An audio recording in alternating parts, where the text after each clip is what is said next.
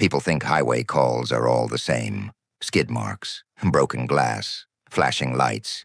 You show up, you cut some metal, you sweep the road, you go home.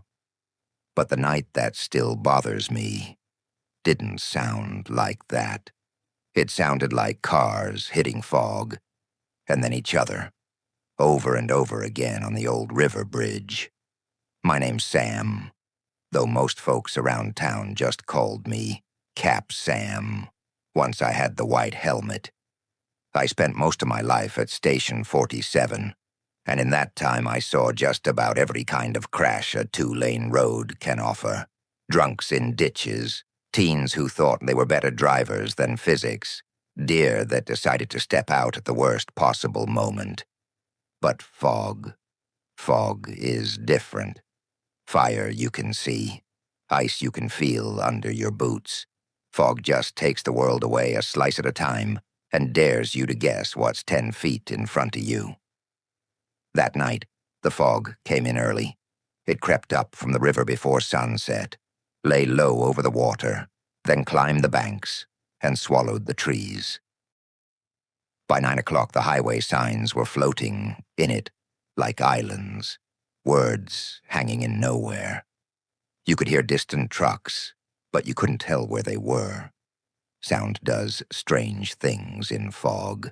We were in the day room, TV on low, coffee down to that bitter layer only desperate people drink. Mike was half dozing in a chair, boots crossed at the ankles. Tyler was flipping a deck of cards between his fingers, trying to learn some trick he'd seen online. I was at the window, looking out at the slice of street we could see. Even the streetlight out front looked tired. You hate fog nights, don't you? Mike muttered without opening his eyes. You always get that face. Which face? I asked. The something's already going wrong and nobody knows it yet face. He said, you get it with ice storms and election days, too. I snorted. Well, one of those is a real emergency, I said. He chuckled, then shifted, the recliner creaking. The scanner crackled occasionally. Routine stuff. A false alarm at the warehouse, a disabled vehicle up by the interstate, somebody smelling gas that turned out to be a skunk. The kind of noise that fills the silence but doesn't really break it. I tried to focus on the game on TV, but my eyes kept going back to the window. I'd worked enough years to know that when the world looked like that, it was only a matter of time. The first call came a little after 11. Station tones dropped over the speakers, that particular rising whoop that grabs you by the spine no matter how many times you've heard it. Station 47, Engine 1, Rescue 47, dispatch said. Voice too bright against the murmur of the TV. Respond to a motor vehicle accident. Single vehicle into the guardrail. Possible injuries. Old River Bridge.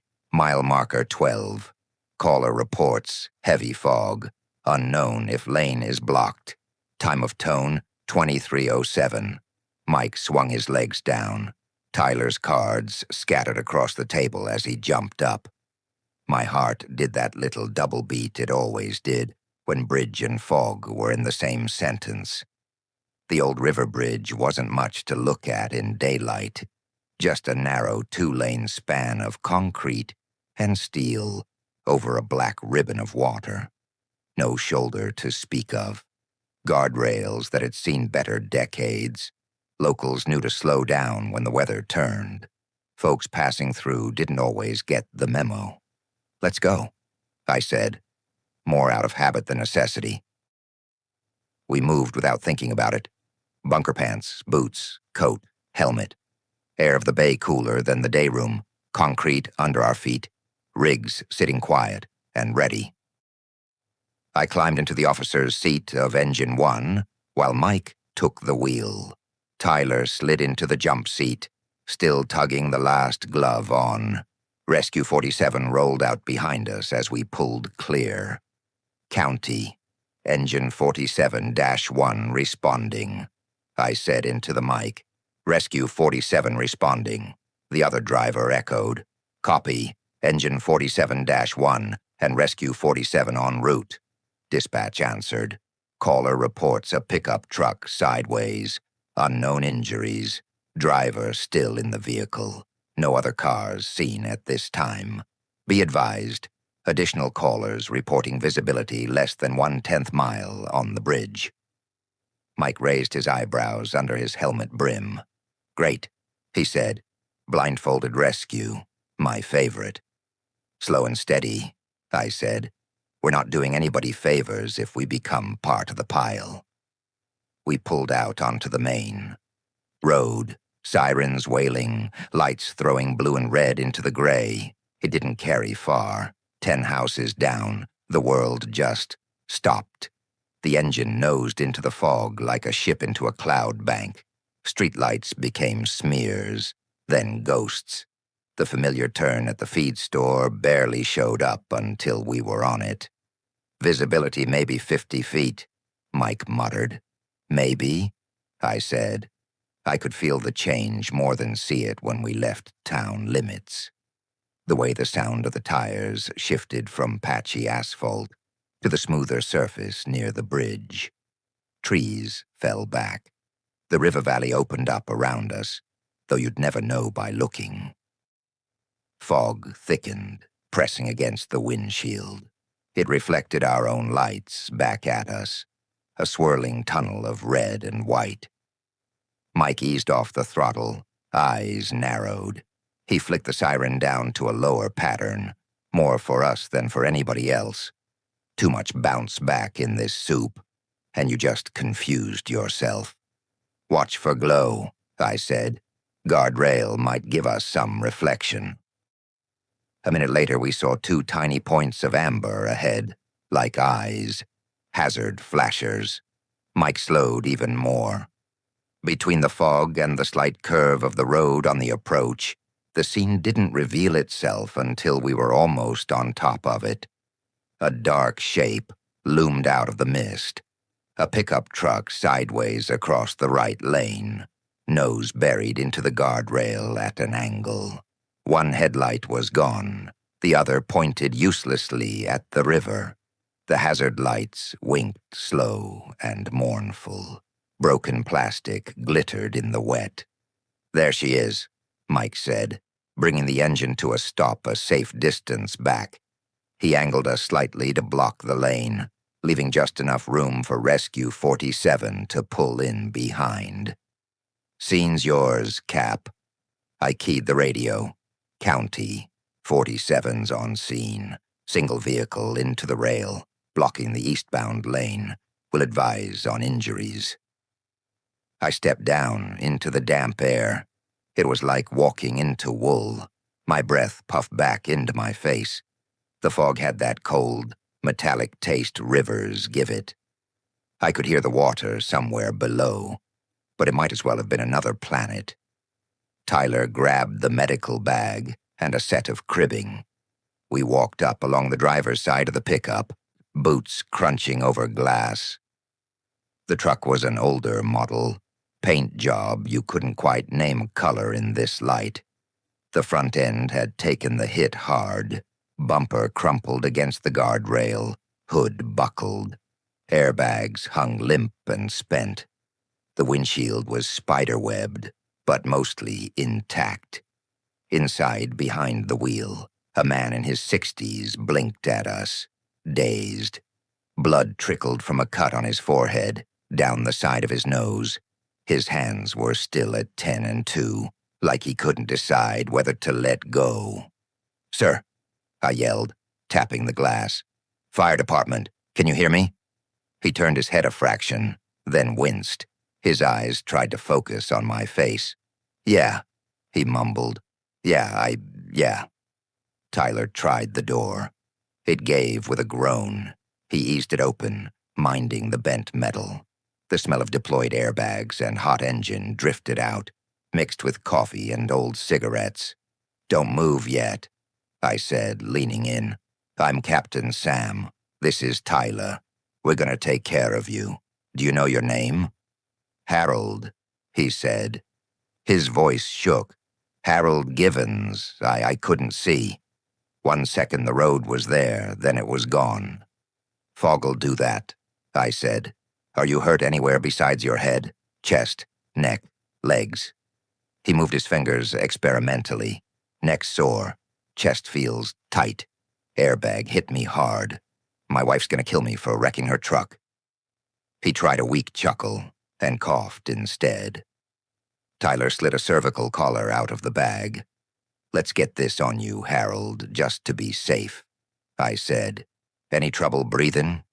"Just shaken up, I think." He glanced past me, squinting. "Feels like I'm in a cloud." "You are," I said. "Ambulance is on its way. Just sit still. Let us do the work." I heard Rescue 47 roll to a stop behind us. Door slam, voices. Mike was already out setting cones behind the engine, their reflective bands catching what little light there was. Somewhere in the gray, a car passed in the opposite lane, whooshing by slower than usual. At least somebody was taking it easy. I was just about to ask Harold if he was alone when I heard the sound. It came from somewhere up road in the fog. A long rising hiss of tires on wet pavement, then the staccato bark of a horn, then the gut-deep crunch of metal hitting metal, then another and another, a chain of ugly thuds, smaller and closer, like someone slamming fists down a hallway. Tyler's head whipped up. "That was behind us," he said. For a half-second, everything seemed to hold its breath. Then the radio on my shoulder exploded with noise. "County to all units. Additional reports of multiple vehicles involved near the old river bridge. Possible pileup. Callers reporting limited visibility." Another crash sounded, closer this time. Through the fog, I saw a smear of red shift as our own taillights reflected off something that hadn't been there a second ago. "Mike," I shouted, "we've got more vehicles behind us. Get PD to shut this road down now." His copy came back thin in the mist. I turned back to Harold. His fingers tightened on the steering wheel. "What was that?" "More cars," I said. "Stay put. We'll be right back." I hated leaving a patient halfway, but priorities were changing faster than I could say them out loud. I tapped Tyler's arm. "Get him on oxygen. Keep him talking. Don't let him out of that seat yet. I'm going to look at the back end." "Yes, Cap." I jogged back toward the engine, the fog swallowing me in 3 steps.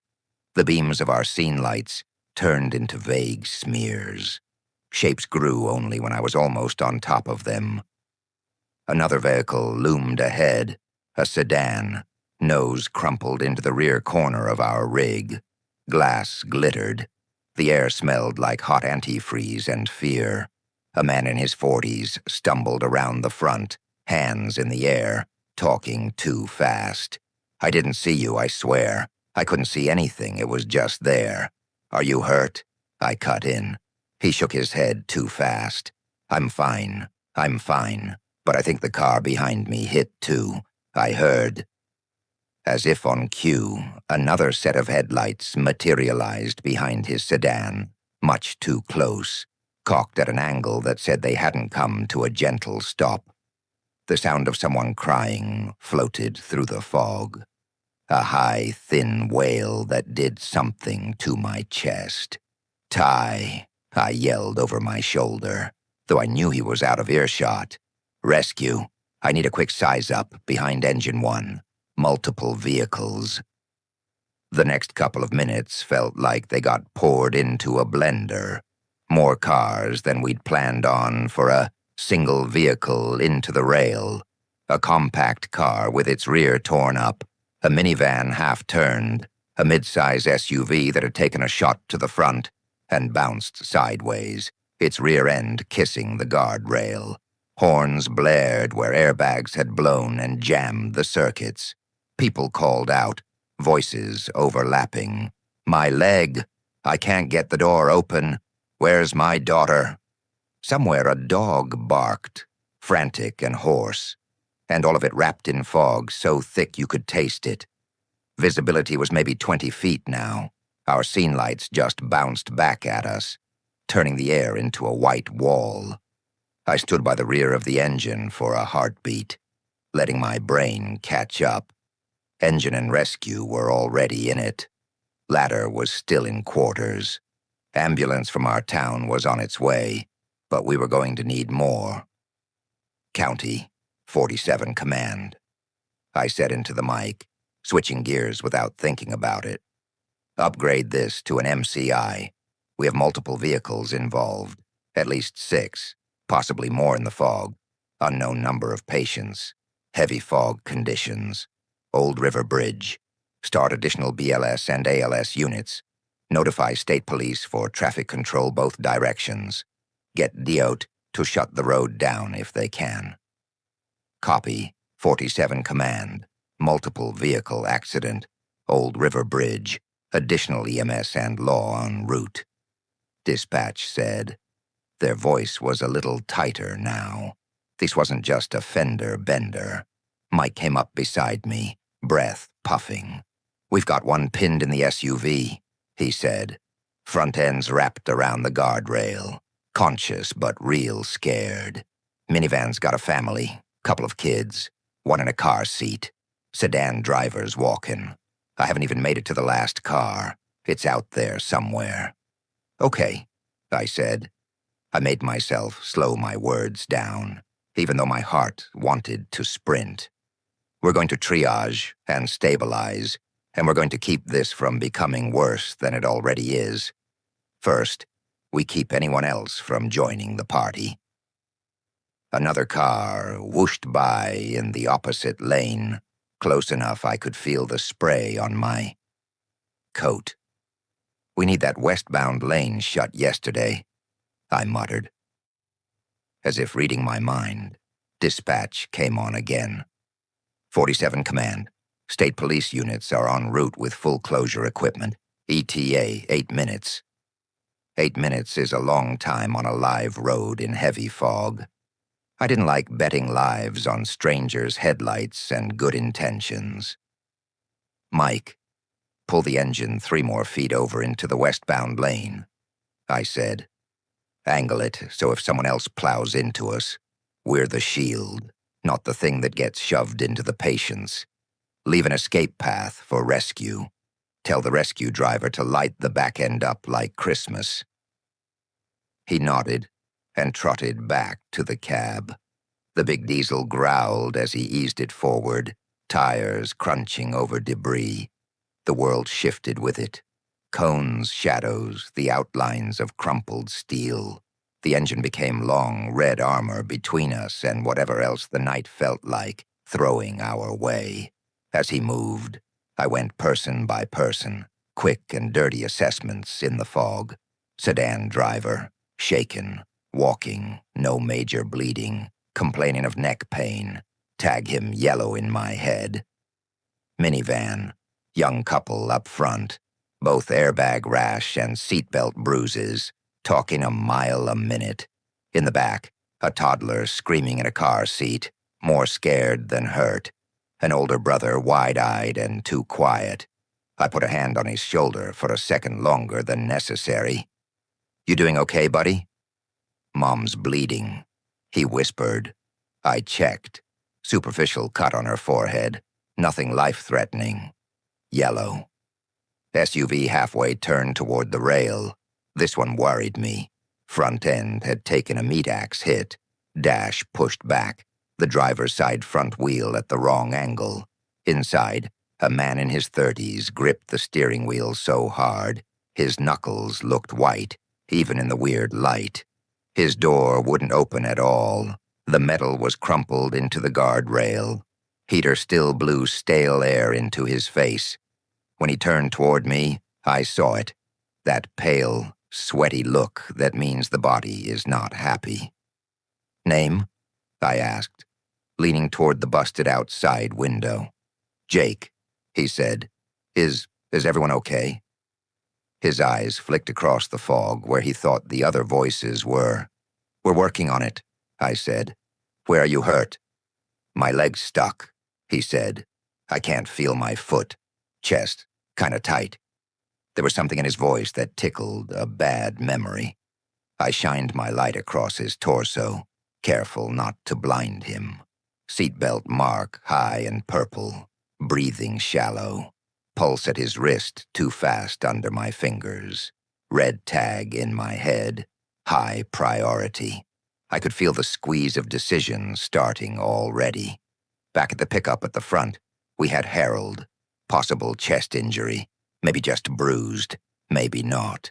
In the middle we had a family, mostly minor. One kid I wanted a better look at. Here we had Jake, pinned and looking like his insides had lost the argument with the steering column.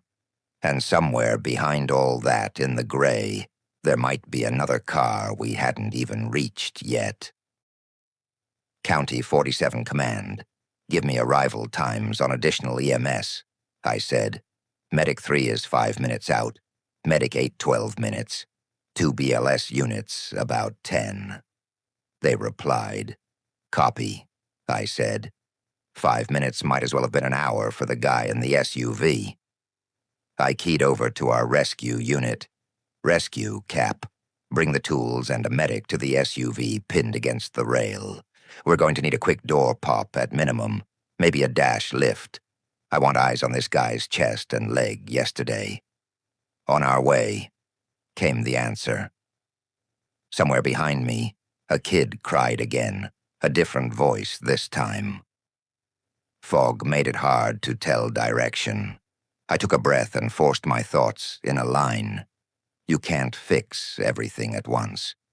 You can only make one decision at a time and live with it. We started working the SUV.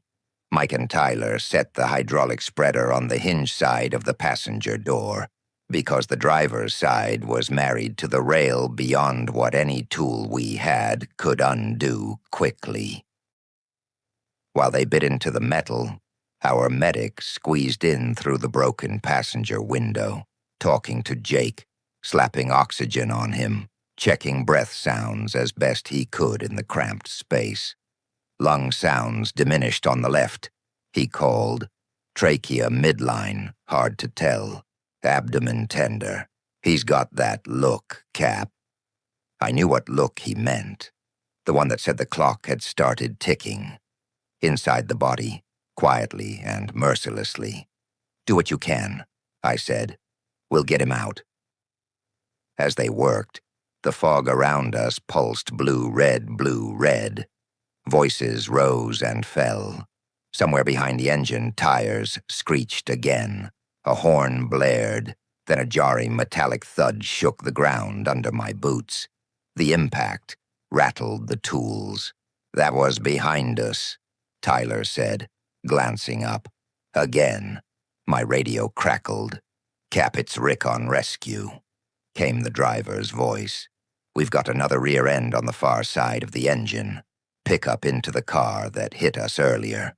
Slow speed, but it's getting crowded back here." "Any injuries?" I asked. "One guy holding his neck, everyone else walking," Rick said. "But we're running out of safe road." I looked down the line of wrecked vehicles disappearing into the fog. Every new car that found us by accident was one more piece of shrapnel we had to dodge. State police were still a few minutes away. Cones and flashing lights only did so much when you were basically yelling into a pillow of fog. "Okay," I said, mostly to myself. "We buy time." "What?" Mike grunted, pushing the spreader another inch. "Nothing," I said. Louder. "Rescue. Once you've checked for serious injuries on that new hit, I want you using our rigs as a fence. Get flares out as far back as you dare, and if you hear another engine coming too fast, lay on the air horn until they wake up. We cannot have anything else plowing into this mess. Copy that, Rick said. Already on it. The hiss and whine of the tools went on. The door of the SUV finally groaned and peeled open enough for them to snake a board in. Our medic leaned close to Jake. "We're going to move you, man," he said, keeping his voice low and steady. "It's going to hurt, but it's going to hurt worse if we leave you here. You with me?" "Yeah," Jake whispered. "Just tell me if anybody—" His eyes flicked toward the fog again. "We're taking care of everybody we can," I said. It was the only honest answer. As we worked him free, another sound threaded into the chaos. A child coughing in a way that didn't sound like fear anymore, but like lungs fighting for air. I turned my head toward the minivan. The toddler's cry had changed, gone from high and angry to hoarse and wet. The older boy was leaning over her car seat, patting her arm. "Breathe, Lily," he was saying, voice breaking. "Please breathe." Our second medic had been with them, but I saw him coming toward me now, face grim. "Cap," he said quietly. "I've got the older gentleman in the truck up front with chest pain, possible cardiac from the crash. I've got your pinned guy here who looks like he might crash any second. And I've got a toddler in the van starting to work to breathe. First arriving ambulance just called. They're about 2 minutes out. After that, we've got a gap before the others. Who do you want them to take first?" There it was. The question nobody ever wants to say out loud, but the job asks you anyway. Fog pressed in around us, thick and indifferent. Somewhere down the bridge a siren yelped, muffled by the soup. In my mind I saw 3 faces. Harold in the pickup, rubbing at his sternum and trying not to look scared. Jake in the SUV, pale and slick with sweat, fighting to stay present. A little girl named Lily whose cough was turning into a high, whistling sound between gasps. Time didn't actually slow down, but it felt like it. I thought about who could wait. Harold was older, but he was stable for the moment, talking, airway clear, pain but no obvious signs of imminent collapse. Jake had that internal bleeding look, but we were halfway through getting him out. Once he was on the board, we could do something. The toddler, though. Kids go from fine to bad in a heartbeat when their lungs get involved. The line between just scared and not enough oxygen is thin, and there was the practical side. You don't want to tie up your first medic unit with a patient you can keep stable on scene if there's one who might seize or stop breathing in transit. "First ambulance takes the toddler and her mom," I said. My voice sounded very calm in my own ears. "They can manage mom's cut and keep eyes on the kids breathing en route. We'll give them a quick rundown and get them moving. Second ALS unit goes to Jake as soon as we've got him extricated. He's next priority. Harold stays with us until we can get him loaded BLS with monitoring." The medic nodded once. He didn't argue, but I saw the flicker in his eyes. This was the part of the job they don't show on TV, the part where good options run out and you're left with less bad ones. "I'll get the kid ready," he said, heading toward the minivan. "Cap?" Tyler's voice came from the other side of the SUV. "We've almost got him. He's not looking so hot." "Work clean, work fast," I said. "We've got a ride coming." The next few minutes were a blur of movement. The first ambulance pulled into our little island of light, its own beams stabbing into the fog. We flagged them straight to the minivan, a paramedic and EMT spilling out with their gear. I gave them the 20-second version as they went by. Age, suspected inhalation, vitals trending the wrong way. They nodded. already thinking 3 steps ahead, the way medics do. They loaded Lily and her mom. Blue lights swallowed almost immediately as they eased back into the gray. I watched the glow of their tail lights disappear like a candle in smoke, and felt something unclench in my chest. One car, full of life, heading away from this mess instead of into it. Then we were back at the SUV. The last of the metal gave, and we slid the board in. Jake groaned as we moved him, teeth clenched. "Hang in there," I told him. "You're doing good. Can't catch my breath," he panted. Our medic checked his chest again, fingers digging gently between ribs.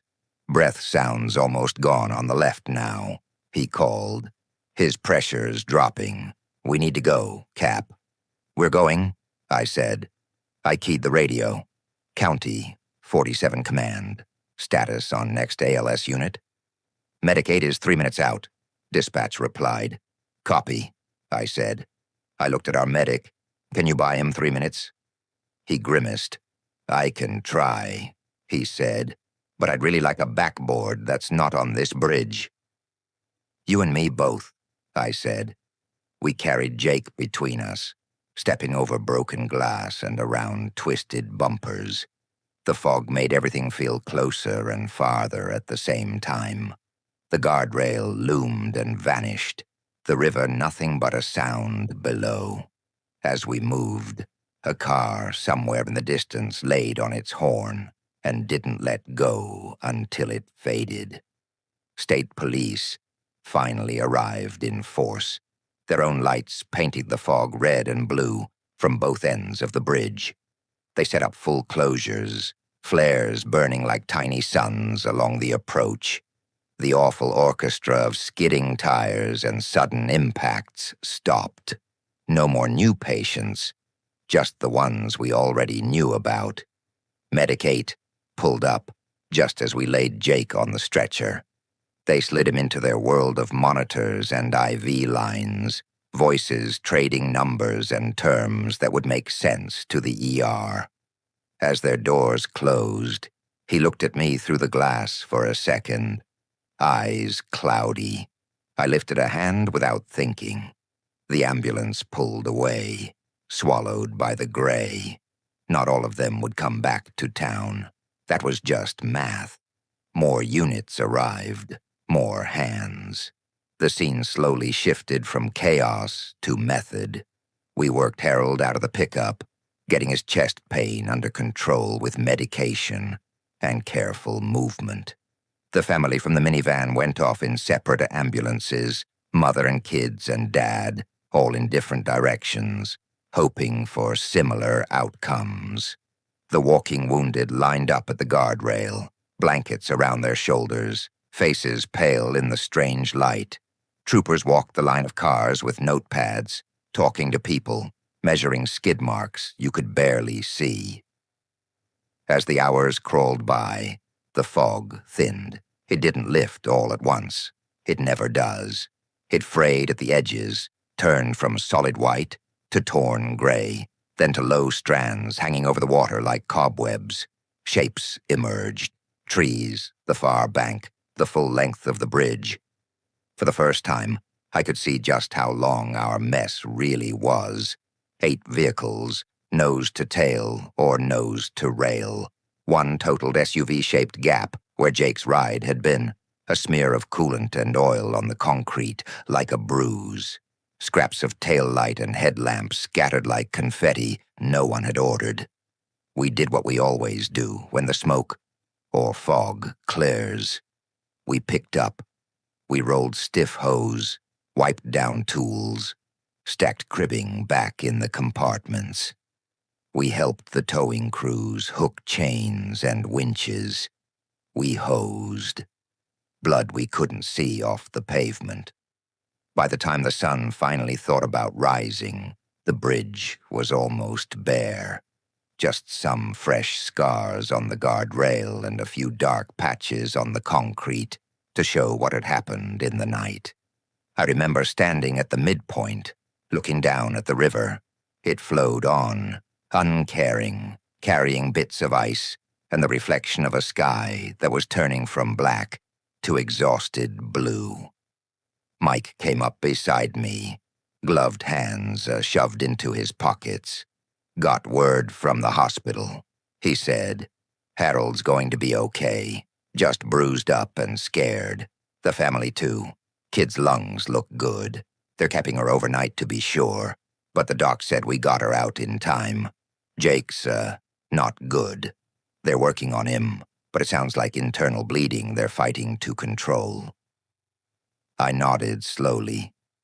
"So 2 wins and 1. We'll see," I said. "That's one way to score it." Mike was quiet for a second. "You did right with that first ambulance," he said. "We all knew it. That little girl needed that ride." "Doesn't stop me thinking about the guy stuck in the truck while she went," I said. "Or Jake, waiting for his turn in line." Mike didn't argue. He knew better than to try. "Fog nights," he said at last, like that was a complete sentence. Maybe it was. The official tally came back later. 3 serious injuries, a handful of minor ones, 1 fatality. Jake didn't make it through surgery. They told me he coded twice on the table before they called it. He had a wife 1 town over and a brother who came to pick up his things. I saw his name in the paper under a small headline about multi-vehicle pileup in dense fog. Our department got a line, too, something about quick action preventing greater loss of life. That's how these things get written.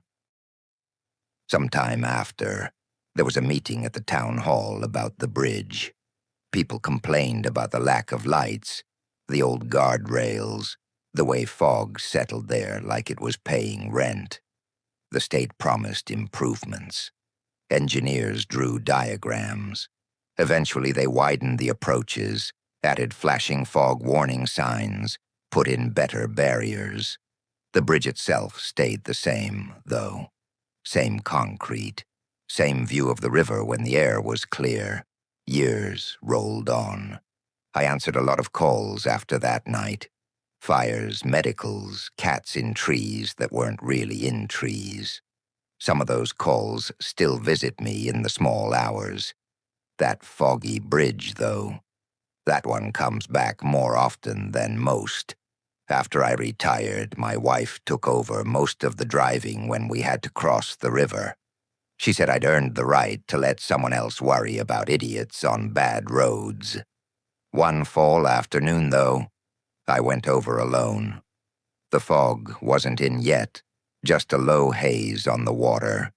The sun was slanting through the trees, turning everything gold. There was a new sign before the bridge I hadn't really read up close before. In memory of those affected by the fog bridge crash, mile marker 12. Drive slowly, arrive safely. Somebody had left a little wreath at the base, plastic flowers that had seen better days. I pulled over in the tiny gravel pull-off just past the span and got out. The guardrail still bore some of the scars from that night, though they'd painted over most of them. If you knew where to look, you could see faint bends where the metal had yielded and stayed that way. I put my hand on the cool steel and looked down at the river. The water moved the same as it always had, sliding around rocks that didn't care about human messes. A car slowed as it went by, the driver glancing over at me, just some old man in a worn jacket, standing where the fog had once eaten the road. I didn't recognize him. He didn't recognize me. A week or so after that, I saw another face I did recognize. I was in the grocery store, staring at 2 brands of coffee like there was a wrong answer, when I heard, "Excuse me, Captain Sam." I turned. A man in his late 30s stood there, a little girl of about 8 at his side. He wore a ball cap with the logo of a construction company. He'd put on a bit of weight in the way young men do when they trade midnight shifts for office hours. There was something familiar about his eyes. "Do I know you?" I asked, trying to place him. He smiled, a little sheepish. "Not really," he said, "but you pulled my wife and kids out of a minivan on the old river bridge a few years back. Foggy night, big pileup. I'm Mark. This is Lily." The name hit me harder than the greeting. I looked down at the girl. She clutched the handle of a small shopping basket, looking up at me with clear, curious eyes. There was no trace of the hoarse, struggling cough I'd heard that night. Just a faint line of a scar near her hairline, where a stray piece of glass must have kissed her. "You were a lot smaller last time I saw you," I said. "You were busy," she replied, very serious. "Mom says you sounded like a robot because of your air thingy." She mimed a mask over her face. I laughed, surprised at the sound. "That checks out," I said. Mark shifted, suddenly unsure what to do with his hands. "I've been meaning to say thank you for a long time," he said. "Every time we drive over that bridge, I think about it. My wife still won't cross it if the weather's bad. We probably, you know, we probably wouldn't be doing things like arguing over cereal brands if you guys hadn't been there." "We were just doing our job," I said. It's the standard line. It also happens to be true. But standing there between shelves of canned soup and pasta, with fluorescent lights humming overhead instead of sirens, I felt something uncoil inside me a little. "I'm glad you're all okay," I added. "How's your son?" "Tall," Mark said with a laugh. "Too tall, eating us out of house and home. He still tells people the story about the ghost bridge where the fire truck came out of nowhere." Lily tugged his sleeve. "Dad," she hissed.